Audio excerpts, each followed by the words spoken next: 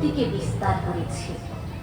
অবমাননা ও অত্যাচারে অভ্যস্ত নারী প্রতিনিয়ত পুরুষের হাতে লাঞ্ছিত হলেও একথা অনস্বীকার্য যে নারী শক্তি ছাড়া পৃথিবীতে কোনো কিছুই সম্ভব হয়ে ওঠে এবং ভবিষ্যতেও উঠবে না।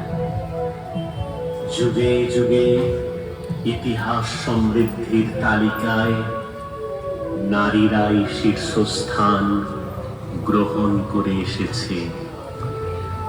একজন নারীর বুদ্ধিমত্তা, সাহস, ব্যক্তিত্ব, অহংকার এবং প্রত্যুৎপন্নমতিত্ব কোনো অংশেই পুরুষের থেকে কম নয়।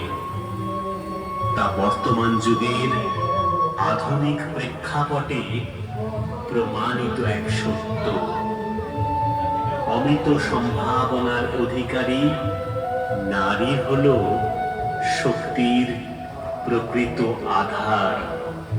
নারী শক্তির বাস্তবায়ন বা নারীর ক্ষমতায়নের মানে হল সমাজের প্রতিটি স্তর এমন একটি সুস্থ পরিবেশ তৈরি করা যেখানে নারী স্বমহিমায় স্বাধীনভাবে বিচরণ করবে, যোগ্য মর্যাদার অধিকারিণী হয়ে উঠবে, নিজের নিয়ন্ত্রণ প্রতিষ্ঠা করবে, বস্তুগত মানবিক ও জ্ঞান সম্পদের উপর সেদিনই নারী জাতি পূর্ণতা পাবে।